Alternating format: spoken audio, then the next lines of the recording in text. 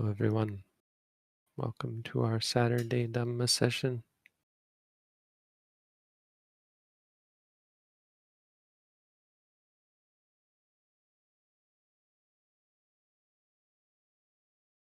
I'm here today with Chris, Olivia, Ulu and Jim.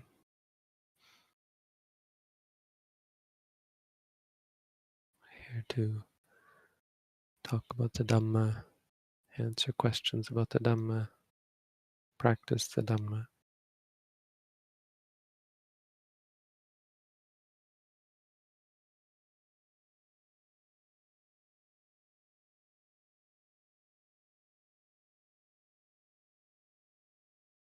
Something I had wanted to talk about on Wednesday. We had technical difficulties. Unable to broadcast. But then it came up this morning again as well in our study group. Mentioned about freedom. Moksha in Sanskrit. It seems in around the Buddha's time, the word moksha or moksha was commonly used to describe the goal of the spiritual life. Vimutti. Vimutti in the Buddha's teaching was often used. Vimukti.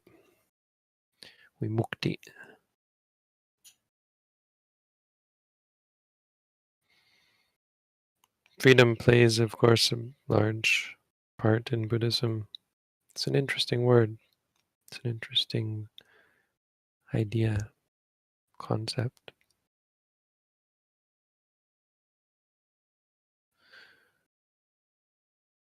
It's an important topic. And I think it's important to understand the topic properly.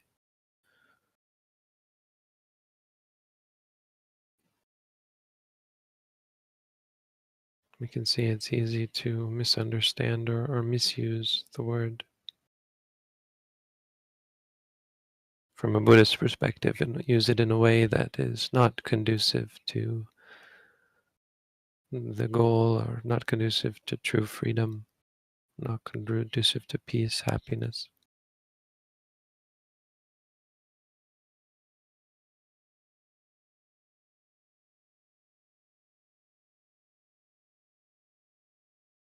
We see in the world people use this word in all sorts of ways. We have freedom of speech. We have concepts of personal freedom, freedom of association, freedom of the press. You have terms like freedom fighter, fighting for freedom, land of the free. Our neighbors to the south are keen to use this term.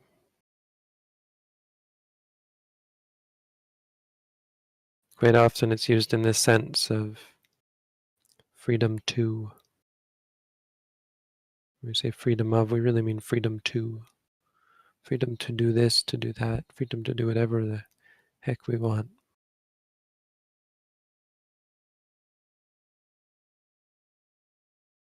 When we step on other people's freedoms, we inhibit their freedom to do, we encroach on their freedom to do whatever they want. On the face, it sounds like a bad thing from a Buddhist perspective. Freedom to do whatever you want seems to be not the sort of freedom the Buddha was talking about, but I think there's an aspect of this that is actually very important, an important part of the Buddhist teaching.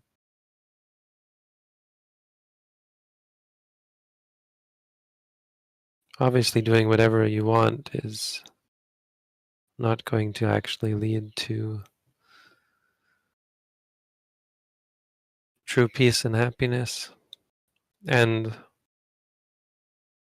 much of what we claim or recognize conventionally as being freedom is not actually freedom at all.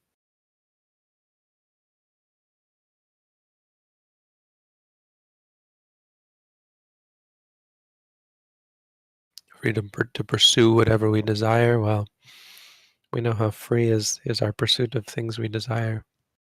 The Buddha called it slavery. We are slaves unto our desire. Without wisdom, we follow our desires not out of freedom, but out of slavery. We are slaves not only to greed, we're slaves to our anger, slaves to arrogance, slaves to views, beliefs. Freedom of religion is probably the funniest one because, well, quite often our religion is a slavery. We're enslaved to our views and beliefs, shackled to them, unable to think for ourselves, unable to investigate the truth for ourselves because of what we're told by our religion, by our parents, by our culture. If you travel the world, you see how often we become slaves to our culture. You visit other countries and you don't like the way they do things, they're doing everything wrong until you realize you're just a slave to your limited understanding of right and wrong, truth and falsehood. When you go to Thailand, when you live in Thailand for long enough, you'll eventually encounter this. Uh,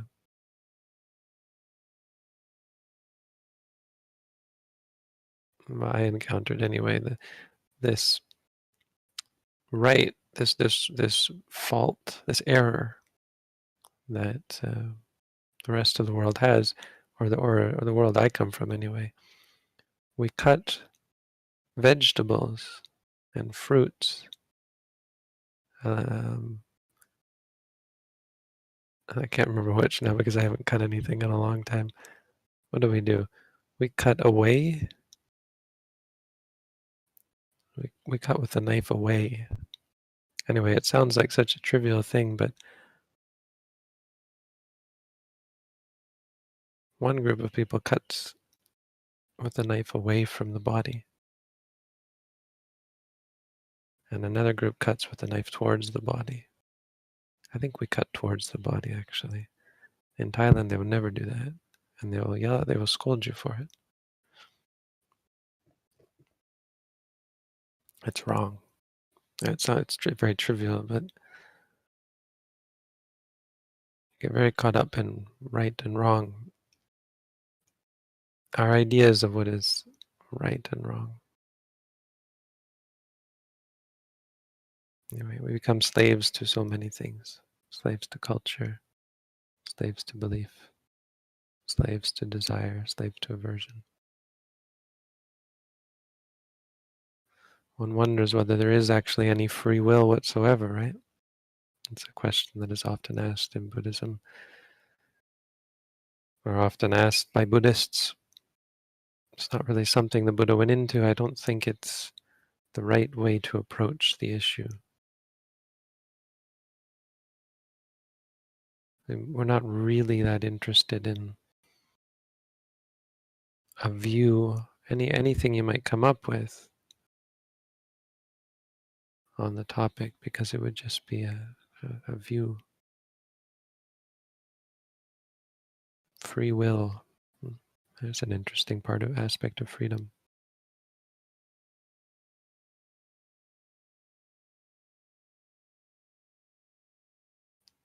The truth that Buddhism comes up with is not it's not a theory about reality. If you said something like there is free will or it's all deterministic, it implies a framework of self or a framework of being. that is outside of the outside of reality, really. Reality is this experience, this first person personal experience.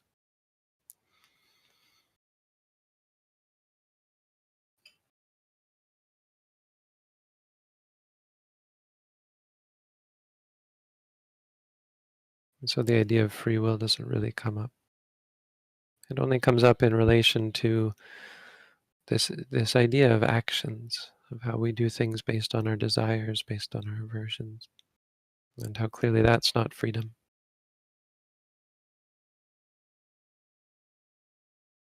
In fact, we find that the more we exercise this freedom, the more enslaved we become, the more influential our desires become until we're unable to act any other way. We trap ourselves in our freedom, trap ourselves in our exercising of our freedom. It's not really any freedom at all.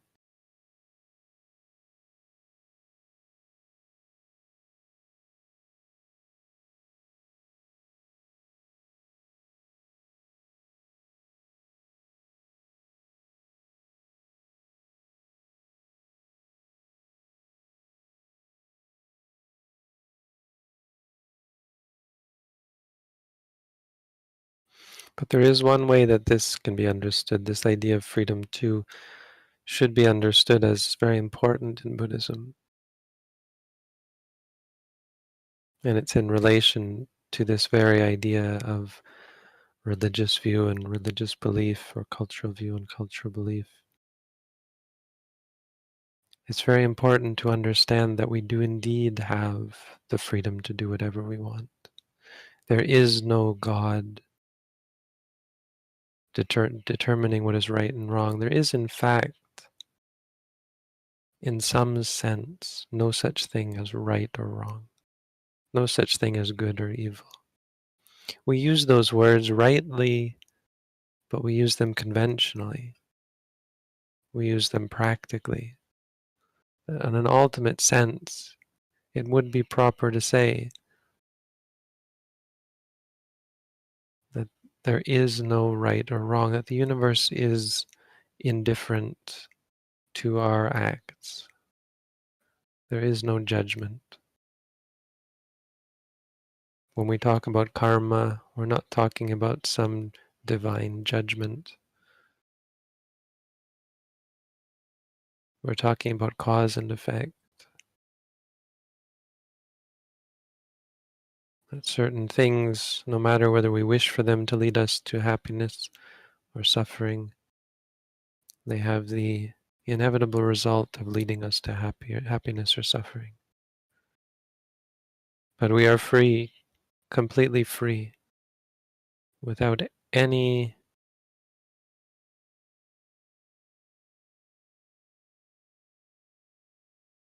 sense of right or wrong, to do whatever we want. We can, as they say in the text, we can go run up and down one side, run up one side of the river Ganga, killing all the people on one side, cross over the river, kill all the people on the other side, and you can say we have done nothing right or wrong. All you can say is that there will be a result, there will be consequences, there will be a result. All of those evil, unwholesome mind states, they're only called evil and unwholesome because we consider the results, the consequences, to be horrific.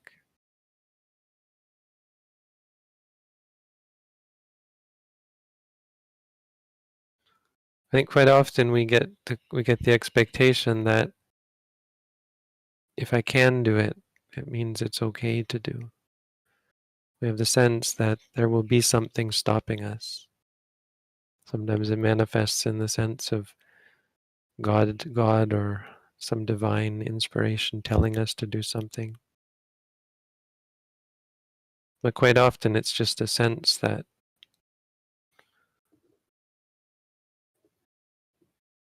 as long as no one's not telling me not to do it, it's okay to do. if it feels right to me, if I do it and there are no immediate repercussions, we become intoxicated by freedom. And our sense of what is right and wrong is often so skewed that what fits inside of our framework of right and wrong is often quite skewed and leads us to do things that can be quite horrific and have quite horrific consequences. Because of course the framework of reality admits no error. Just because it doesn't matter what you believe is right or wrong. We indeed have freedom to do whatever we want, but we have no way to escape the truth of reality.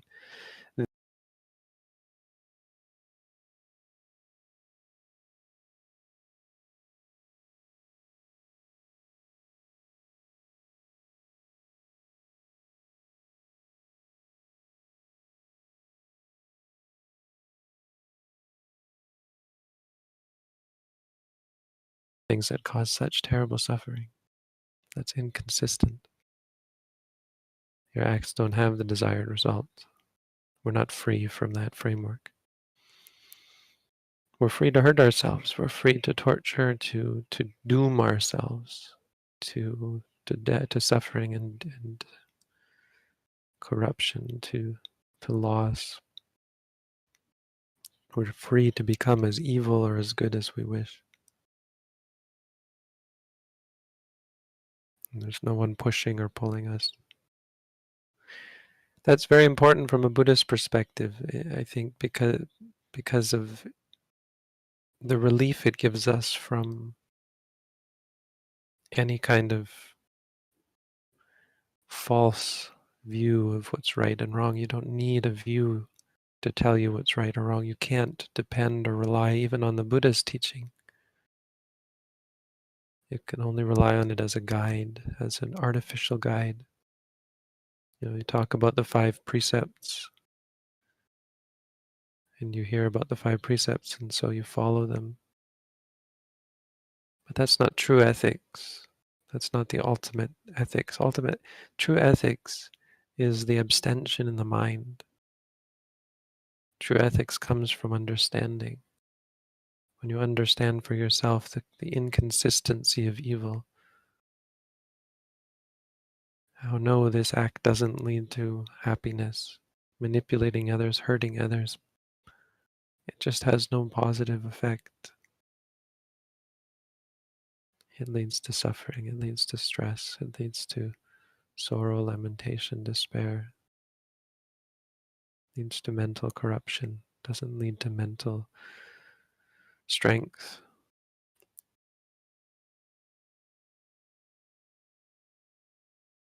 We are free.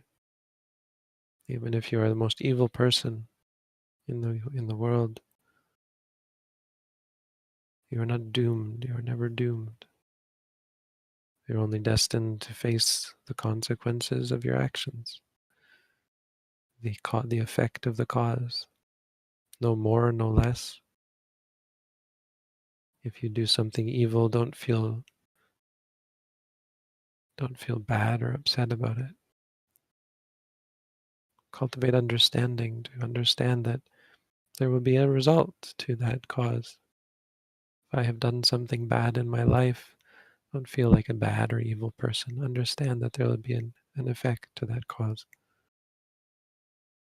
It's the best way to understand things in terms of this freedom. Doesn't matter, even if people judge you or blame you for your evil deeds, they are not God. They are not in charge. We can be blamed for blameless things even. But even if we're blamed for blamable things, then we understand this is a part of the effect of the cause. No more, no less. Doesn't mean we are doomed or doesn't mean we are evil. There's nothing intrinsic about evil. A person doesn't become evil. The evil is in the habit. It's in the act.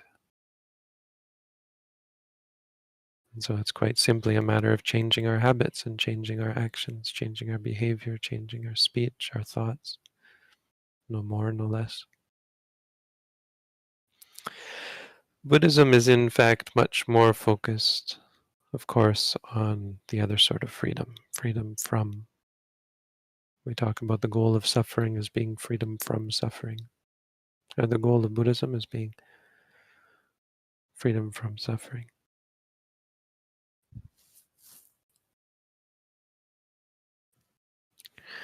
But there's a problem with this as well. Absolutely, freedom from is much more in line with orthodox understanding of the Buddha's teaching. There's no question that it is our main focus to free ourselves from. We, in fact, cage ourselves very much in ethical behavior, in meditative, mindful behavior. That is very much a cage in some sense. We limit our activities. We purposefully prevent ourselves from engaging in activities that might excite our addictions.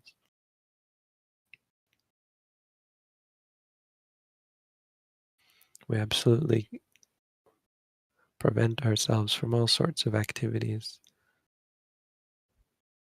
related to harm towards others, harm towards ourselves. We severely restrict our freedom to.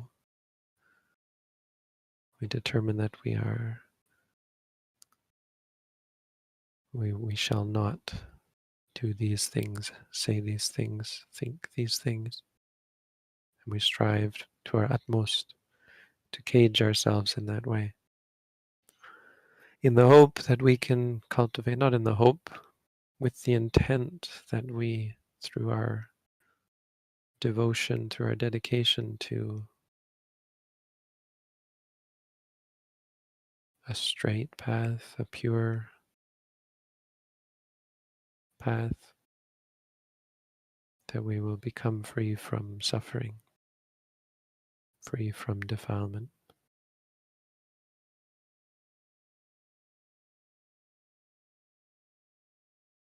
Because what need have you of freedom to?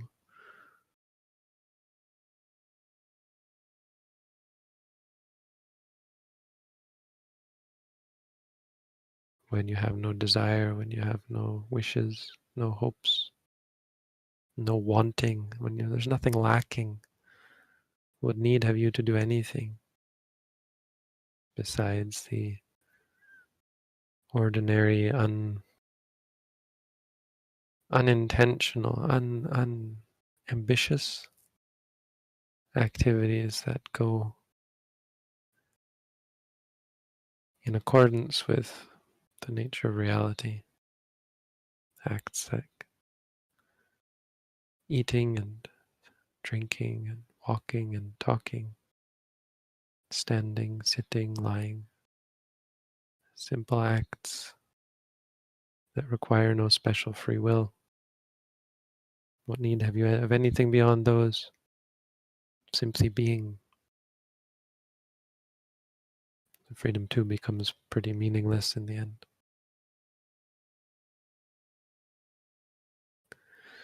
Except in the sense of being free from all the views that would restrict your activity, that would dictate what you should and shouldn't do.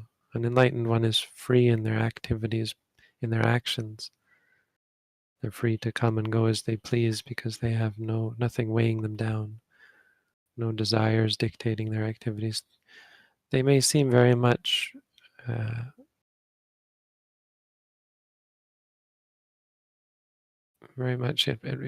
imprisoned from an outside perspective, from those people who wish to engage in pleasant activities. The enlightened one might seem restricted, but they're absolutely not.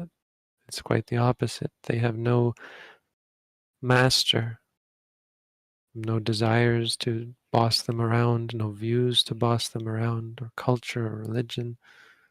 No, they have no boss. They are their own boss. And they are a boss because they have pure wisdom. They know right from wrong, good from bad. They know the right path. They're like a person in a deep forest who knows the way out of the forest, who knows the layout of the forest, the traps, the swamps, the quicksand.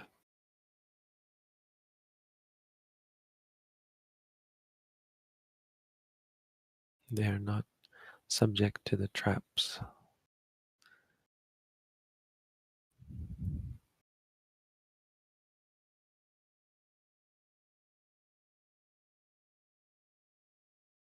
More importantly, though, the enlightened one is free from suffering,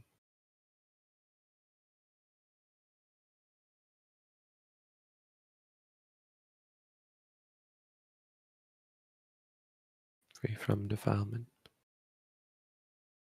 So that you could say they have freedom on both sides. But the one thing to say about freedom from, as we understand it to be the goal of our practice, the result of our practice, that through insight, through understanding, we free ourselves from the slavery to desire, aversion, views, conceits, and so on.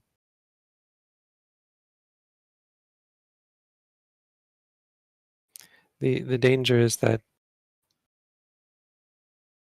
this is often viewed as the practice in the sense of actively trying to escape from suffering, escape from our defilements. This is the sort of thing that goes on when people take medication for mental illness. When you rely on the medication, it's as an escape from depression, anxiety, which is really, as in Buddhist parlance, it's the escape from defilement, which is not the way out of suffering. The quality of mindfulness is to face reality. Visaya bimukha bhava.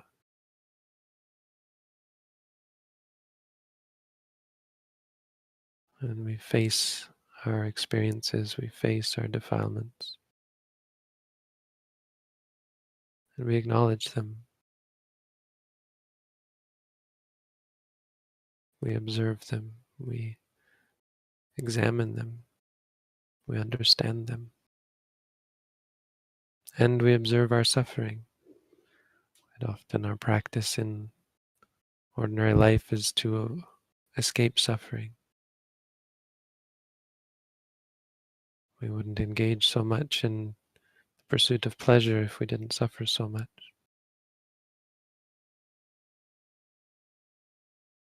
And so our practice is about facing that so-called suffering, and through understanding to free ourselves from not the experience itself, but the reaction to it, the perception of it as unpleasant, the reaction of aversion and dislike that causes us to suffer. It's not actually our pain, it's not actually our thoughts, it's not actually the things we see or hear or smell or taste or feel. None of these things are what actually causes us suffering. They're not the problem. True freedom from suffering comes from freedom from delusion, freedom from ignorance. So if you want to talk about the practice in terms of freedom, the best way to understand it is as freedom from ignorance. There are many practices you can do, of course, that free you from pain and suffering, or free you from defilement even. We're going over a sutta that talks about this right now. It talks about how when you enter into very peaceful states of meditation, you're hidden from evil. Evil can't find you because your mind is so pure. But that purity is only temporary.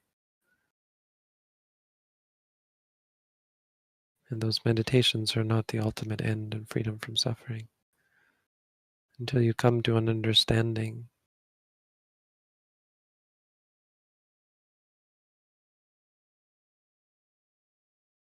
a deep, a solid, a profound realization of the truth, you can never be free from suffering until that time. So when we talk about freedom from, we have to qualify it as being as a result of strength, patience, and ultimately of wisdom and understanding. It's not about running away. Freedom doesn't come from running away. Our prison is much more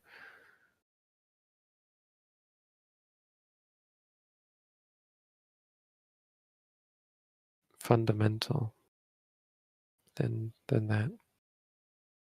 You can't just run away from suffering. You can't just run away from defilement. There's no drug that will cure ignorance. So, again, I've spent some time talking about the Dhamma. I think it's an important topic. So, that's the Dhamma for today. I will now take questions. I'm ready if the team is ready to start asking and posting. Ready, Bhante? So let's begin. Sometimes pain is so overwhelming that I find it very distracting to sit with and accept it. Should I sit every time I feel pain? How can I accept pain and not resist it?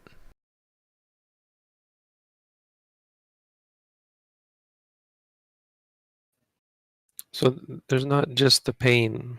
If there were just the pain, then it would probably not be distracting, but there's most likely a disliking of it, and there's probably other things involved. You have to be vigilant and observant to see what else there is, note the disliking and so on. When you note the pain, what else happens? What is it that makes it hard?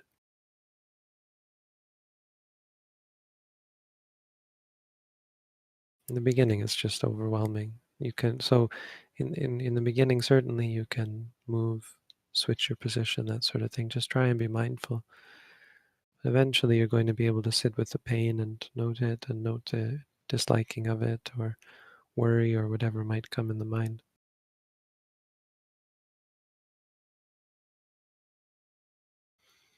Also, don't be discouraged that the mind stays with the pain. It's fine.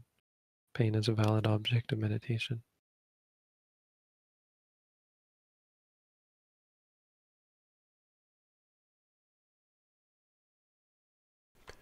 I have some very negative thoughts all the time. How do you stop this way of thinking?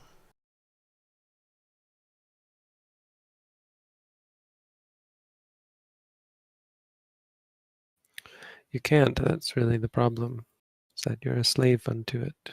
We become slaves to our thought patterns. You have to understand the way the mind works is related to habits and patterns. There come these ingrained cycles in the mind. The more we incline towards something, or the more we engage in some thought pattern, some pattern of activity, the more our mind inclines in that direction. And so you can't stop a habit. Habits are much more insidious, much more pernicious, um, much more deeply ingrained than that. So mindfulness works by observing, not by stopping. First of all, a thought cannot be negative. It's more complex than that. There's the thought, and then there's the reaction to it, or the emotion associated with it. Even thoughts whose content appears to be unwholesome. The thought itself is not unwholesome. The unwholesomeness is whatever it is that causes that thought to come again and again, or originally caused that thought to come. Thoughts are just content. If I say, if I say to you, I wish for someone to die, me saying it doesn't mean I actually wish it. You see, that's the point. And our mind behaves in such a way. Our mind comes up with thoughts, often based on past habits, but the thought is not the desire. It's not the intention. That's very important to understand, because the mind might come up with any thought. Sometimes our thoughts are quite chaotic.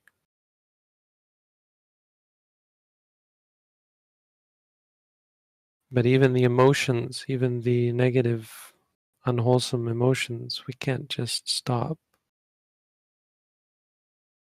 We have to understand them. Or our understanding of the nature of the situation prevents them.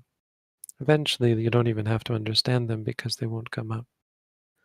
Our level of understanding and clarity of mind means that they don't even arise. There can't arise desire, aversion, conceit, arrogance, wrong view. None of these can arise as a result, or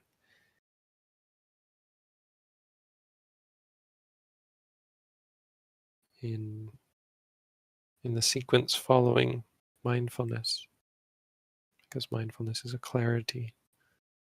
There's a purity that comes from mindfulness.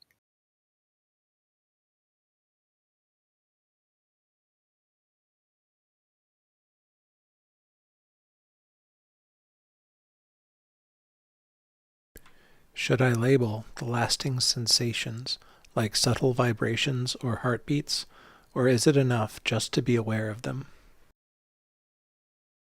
You should label them. It's not, we don't consider it to be very helpful to just be aware of things. It can, of course, have a positive result, but in the long term, it generally isn't considered strong enough to free you from to free you from the ignorance or conceit or craving. So enough, it depends what you mean by enough, but enough to free you from suffering, it probably won't be as useful.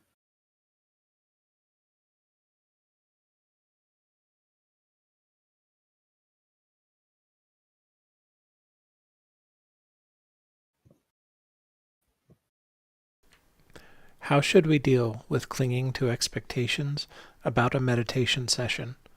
Also, what precautions should be taken to also avoid clinging to the teachings and obsessing about them?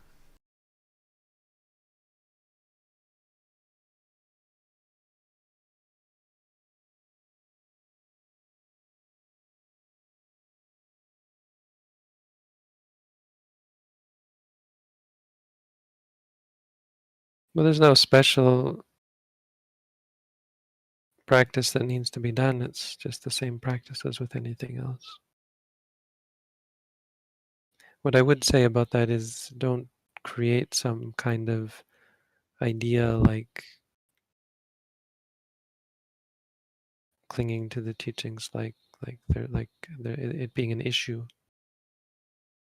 Don't create a problem in your mind that I have this problem. Someone might, in relation to this, might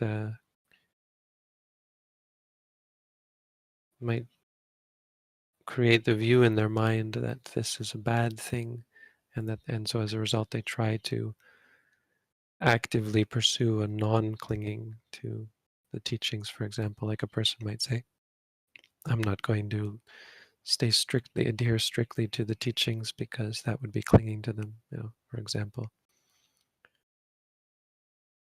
That's the creation of a sort of an idea or a boogeyman, a monster that is not necessary or helpful.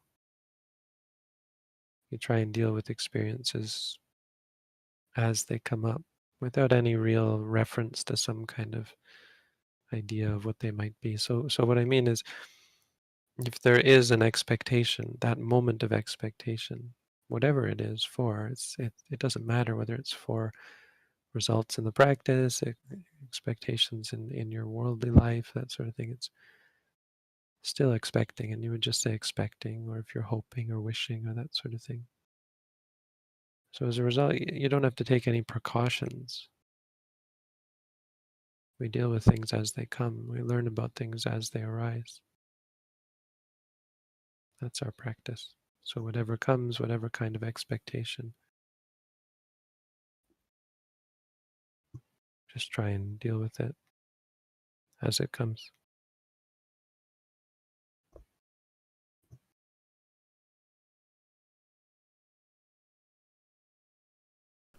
I noticed that being tempted from lust and loneliness is a very immense hindrance for me from free thoughts. How do you deal with this through meditation?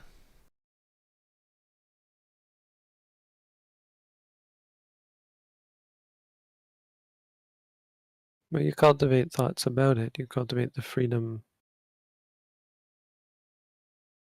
in relation to the thought itself. See, freedom doesn't come by avoiding things. That's not, as I said, that's not where freedom doesn't come from running away from the problems. So learning about lust and loneliness, learning about the things that the triggers, those thoughts that are triggering lust, triggering loneliness, those sense impressions that trigger it.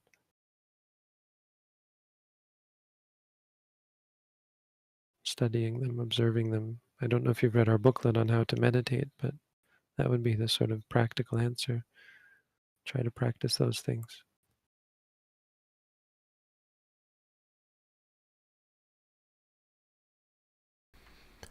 I've often heard the term beginner's mind used. Would this be something to incorporate in my meditation practice? I think so. We don't use it, but I like the idea of the beginner's mind in the sense that a meditator should always begin from the very basic uh, foundational practice. It's easy to lose sight of that in your journey. And as your practice becomes easier at times, or in general, let's say, becomes easier, it's easy to become negligent because a part of what makes practice easier is simply the consistency of experience. So, for example, you might be practicing in a meditation center, and the practice gets easier as you become more proficient. But then, say, when you leave the center and the situation changes, it suddenly becomes hard again, and you're caught off guard because you've lost that beginner's mind.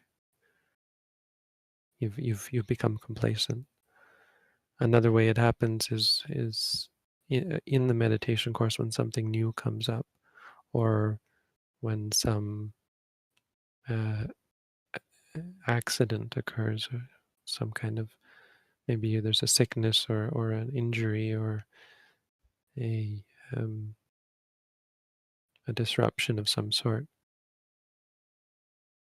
that changes it changes the condition, and you're not able to deal with it because you've become complacent, because you've gotten proficient at dealing with a stable situation, so you aren't required to maintain such vigilance. So the beginner's mind keeps you vigilant. It reminds you to always, always, always stay with the practice. We should think of ourselves as beginners all the time.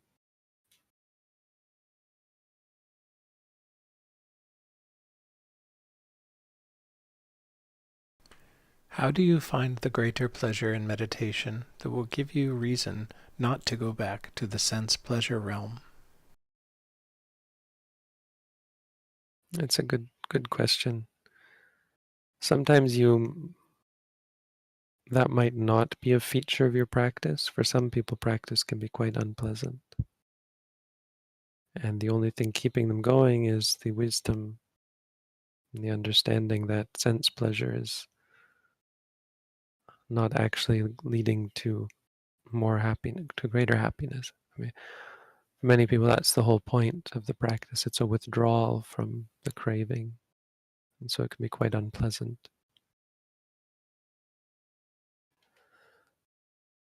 But I don't think that's a real issue in the long term. Practice does lead to happiness, even for those who are caught up in the slavery of desire.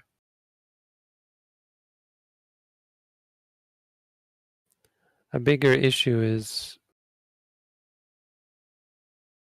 maintaining the wisdom and the clarity of mind to see that. For the most part, an addict, say a drug addict, is fairly aware of the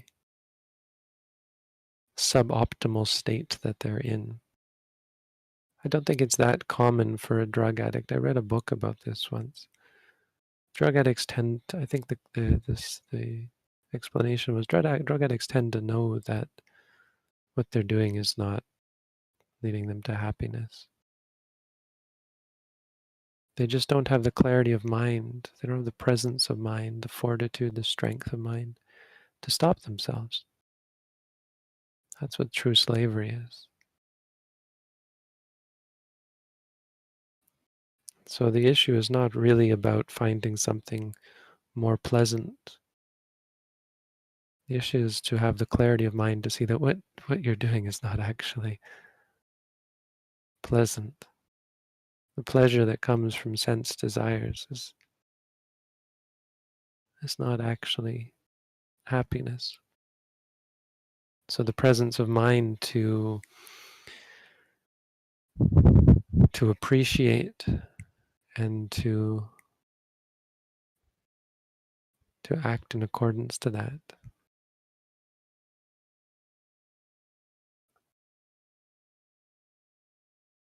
To keep the mind from becoming enslaved to it.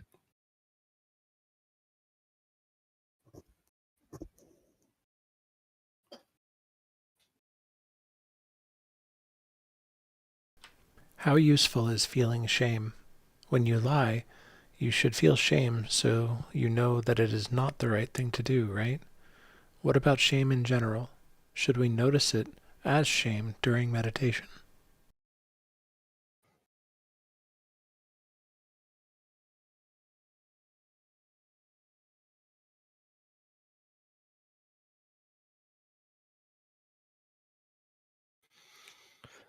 I think you have to be careful with words like shame because the appearance of shame is a good thing. However, the angry mind state, the hateful mind state that comes as a result of shame is not wholesome. So how we ordinarily think of shame is as a very negative, unhappy state, uh, an averse state of self-hatred often, shame. But the appearance of shame, the likeness of it, the form of it, comes from, really is just a profound understanding of the wrongness, the inconsistency of it, the hypocrisy even of it, the uselessness of it.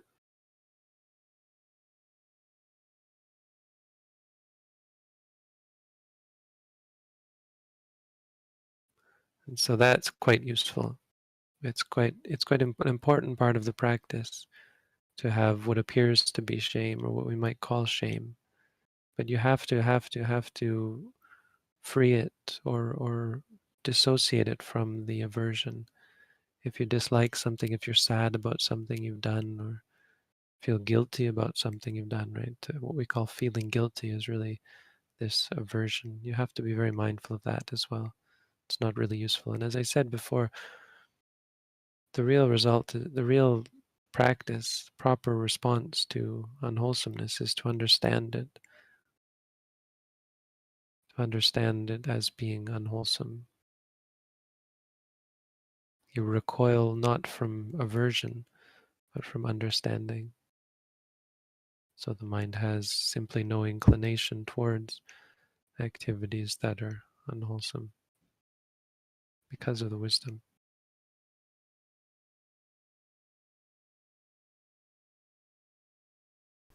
Does our ability to be mindful fortify the mind the more we practice, or is it similar to building muscle, wherein one can lose their mindfulness quickly without consistent practice?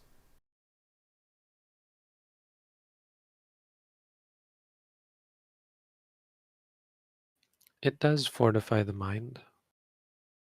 It is similar to building a muscle. I'm not quite sure the idea here.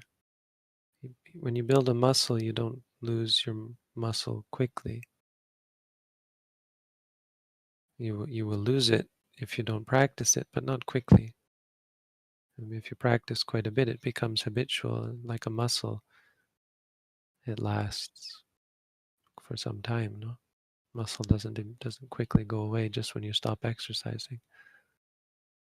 It lasts. Mindfulness is similar, but yes, eventually it will go away.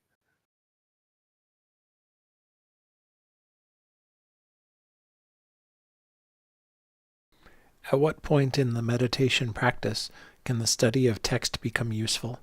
I'm concerned about encountering something that will cause doubt to arise.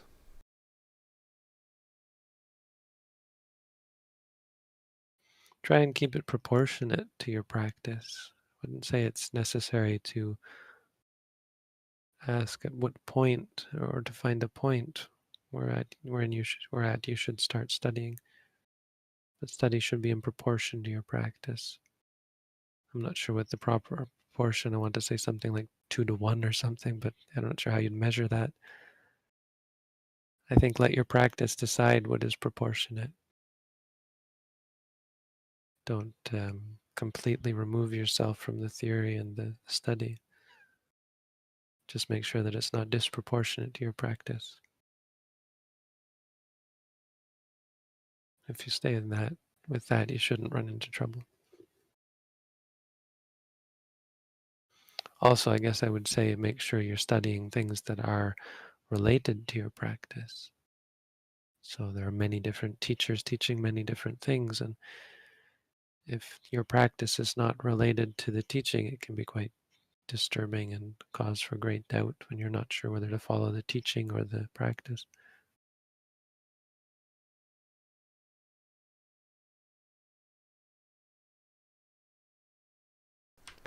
How could I start a habit to make me meditate more often?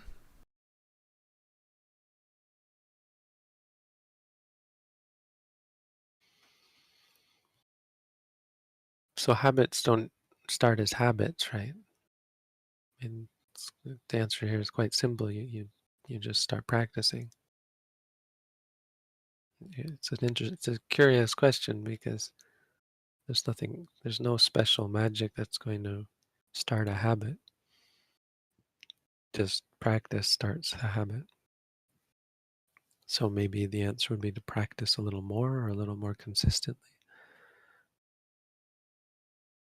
It's not easy. This is a part of freedom. There is no safety net. There is no God. There is no divine benevolence that's going to save you. And that sometimes, for people who grew up in a theistic culture, that's sometimes hard to let go of, hard to understand that there is no safety net. It's not happily ever after. Your story might not end in a happy ending. That should be scary for all of us. On the flip side, of course, our story never ends, so we never run out of chances, and that's also something foreign to most theistic cultures. In theism, there's usually the idea of salvation or doom, salvation or damnation, but that's not a thing in Buddhism. Even if you do end up in hell, it's only a temporary state based on causes, conditions.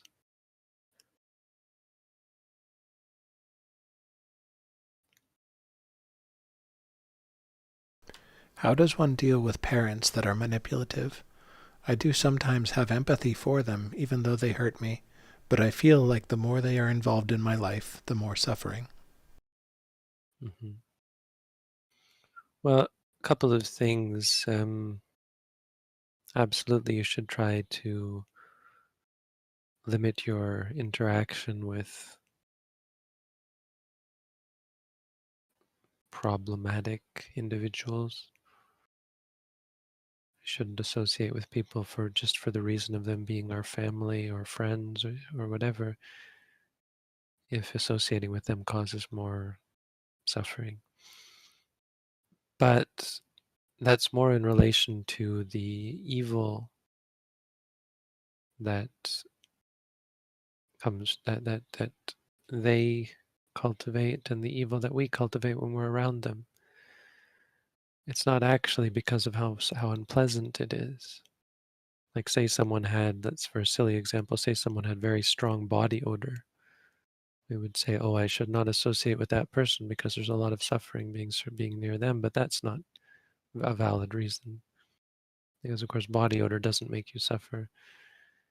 If someone is very sick or disabled and we find it so stressful to have to take care of them, that's not a valid reason,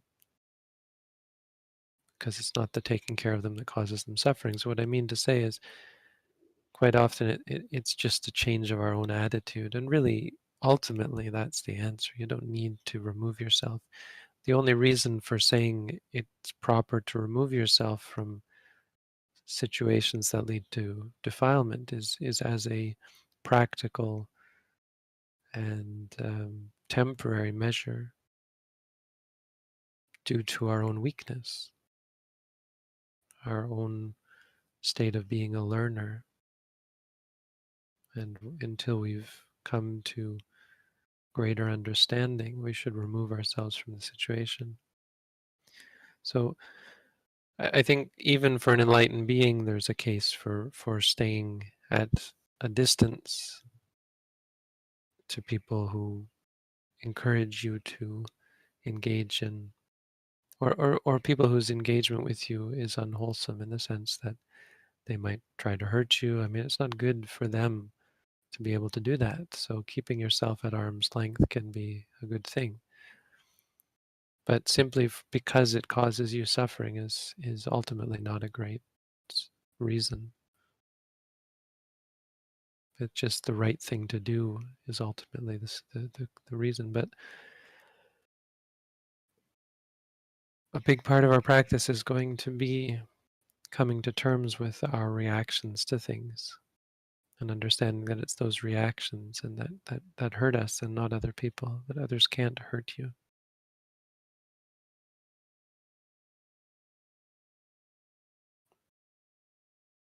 So I would say there's two parts to the answer here, is that yes, you should keep a distance, but you should also be very careful that you're not just doing it because of your own suffering, that ultimately that's not a good enough reason. So, because again, suffering is not something you can run away from, something that you free yourself of through through wisdom, through understanding.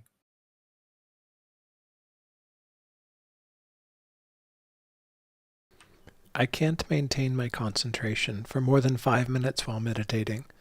What's the way to maintain concentration while meditating? So concentration in this practice is momentary. You don't have to worry about 5 minutes, just try to worry about one moment. That moment is now. Meditation can be likened to chopping down a big tree. When you're chopping down a tree, it's tempting to think maybe this next chop's going to cut down the tree, and so you hit it really hard, and you can actually hurt yourself that way. The right way is to just be patient, chipping away, chipping away, chipping away, and the tree will fall eventually. Someone who cuts down trees will know that. But they don't rush. They don't try and hit extra hard when they think the tree's going to fall. They just chip away, chip away.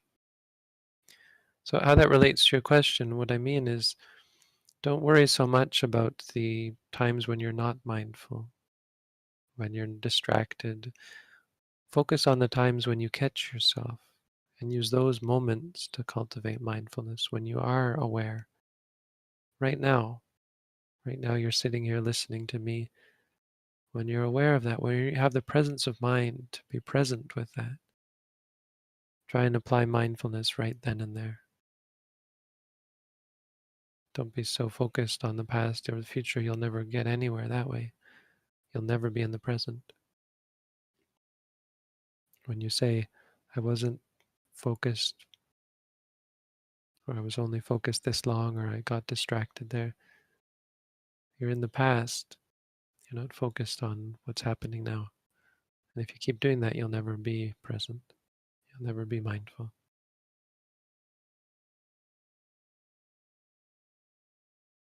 How does one overcome the fear of losing someone that you love very much?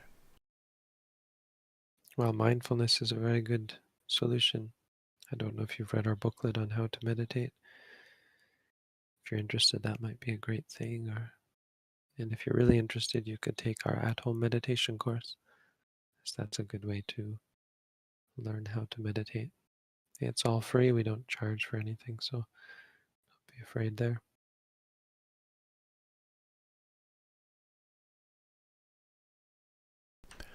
What practice can I begin today so that gradually I may start moving towards the ultimate goal of this human life? Same to you. Same as the last one. Read our booklet. We claim something here. We make a fairly bold claim that this practice will do all those things that you just said.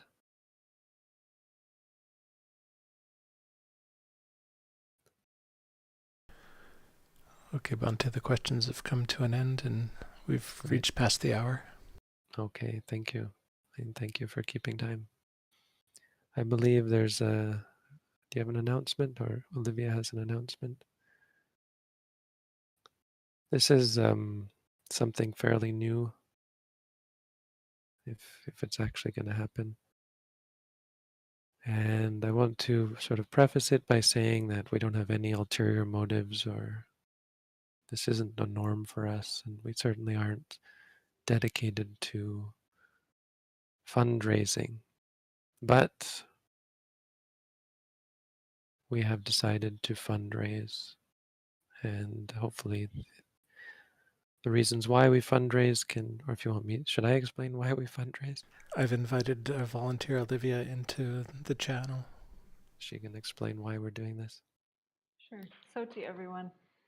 So I didn't quite catch what has already been said, so I'll start from the top. Today, Sirimangalo International is launching its fundraiser for establishing a long-lasting meditation center. It's important for us to have this sustainable place to have a center so that it can be a physical refuge for meditators and so that the teaching can be more accessible to more people as well. We need help because all of our services, we can't even call them services, but everything that we do is done out of complete generosity. We don't make any money for anything that we do. We run basically on generosity. So that is why we will be doing this fundraiser. And if you're interested in supporting the development of the center, please consider checking out our GoFundMe page, which I'll post a link in the chat very shortly. And there's an informative video as well, and I'll post a link to that as well. Anything else? Thank you, Olivia. Thank you.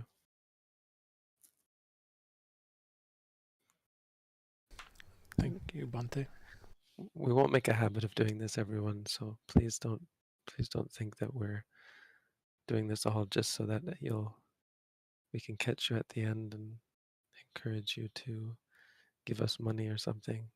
I don't use money. I don't get involved with the money side of things, but it really is necessary. I mean, right now we have these issues as well. In order for me to even do what I do now, some people are renting me a house.